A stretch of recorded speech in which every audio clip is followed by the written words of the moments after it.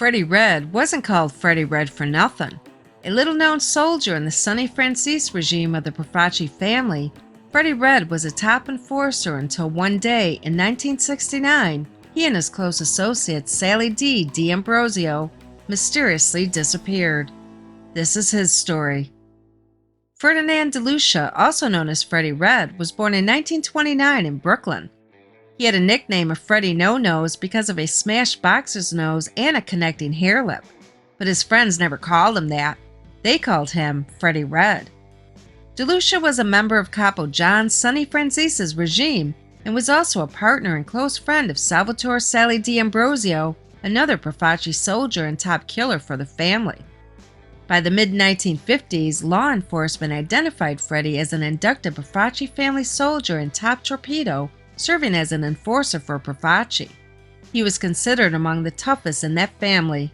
An active participant in the Gallo-Profaci War of 1960 to 1963, many gangland executions came at the hands of Freddy Red, thus his nickname, for all the blood he spilled. Freddy Red was active in gambling, extortion, shylocking, theft, truck hijacking, and murder. He counted among his associates Sonny Franzese and Carmine Persico, as well as the aforementioned Sally D. D'Ambrosio and his brother Funzy D., both considered top torpedoes and dangerous shooters for the Profaci family, and both aligned with the Persico faction of the family. Sonny Franzese himself was overheard on wiretap calling Sally D. one of the toughest motherfuckers to ever walk the streets of New York City. Sally D. was involved in bookmaking, truck hijacking, stock thefts, and jewelry heists, among other activities.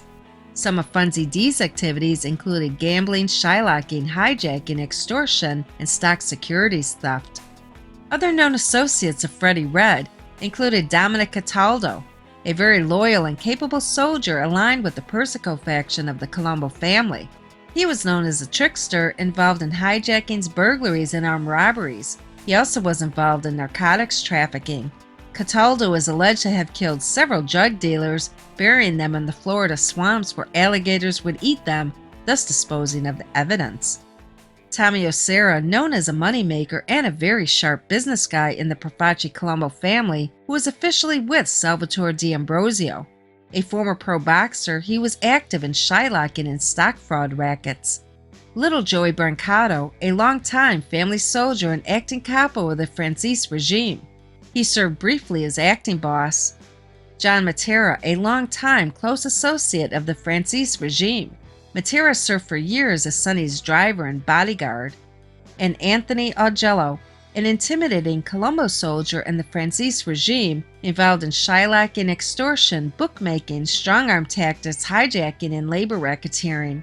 He eventually got himself into a bind with Carmine Persico's son, Little Alley Boy, a big problem which caused him to take matters into his own hands. In 1962, police arrested DeLucia, Dominick Cataldo, and two others for robbing Vendome Table Delicacies Corporation, an upscale grocer on the east side of New York City. Police accused them of stealing an $84,000 certified check and other items belonging to the grocer's owner, Antoine Dedone. They had stolen the items out of a safe in the company's office. Freddy Red was accused of being the fence and held without bail. Police later charged him with receiving stolen property. Police reported that the $84,000 check turned up when someone tried to cash it at a Las Vegas casino using the name Antoine Dedone of New York City. But this Antoine Dedone seemed suspicious to the casino staff, so they called up the New York City Police Department, who told them they had a stolen check on their hands. After police arrived at the casino, the man trying to cash the check identified himself as Louis Amendola of New York City. He specialized in forgery, but he was now about to specialize in ratting as he spilled the beans on the scheme to the cops. Amendola told police someone sent him to Vegas, though he couldn't remember who it was. But since he didn't want any more trouble and didn't want to be behind bars for getting caught with a stolen check and for all of his previously unknown crimes, he agreed to cooperate. He worked with police to set up a trap to catch DeLucia, Cataldo, and the others. And because of this sting, police learned that both DeLucia and Cataldo were behind a previously unsolved $122,828 securities theft from a Wall Street brokerage the year before. DeLucia and Cataldo were also charged for plotting to pass $2,000 worth of counterfeit 20s, which the cops also learned about because of Louis Amendola's new alliance with the police. The court set DeLucia's bail at $50,000. He posted $2,500 to get out, but because of the counterfeiting charge, the Secret Service was waiting patiently outside and arrested Freddy Red as he walked out of the Brooklyn courthouse. By 1968, with Franzese away serving 50 years for bank robbery and conspiracy, it seems DeLucia and D'Ambrosio fell out of favor with the family administration. One day in 1969, both Freddy Red and Sally D disappeared. No one ever saw them again. It was reported that they were slaughtered, dismembered, and buried so as to never be found. Boss Joe Colombo even disavowed any knowledge of their disappearance to the family membership because they were so popular with the Brancato.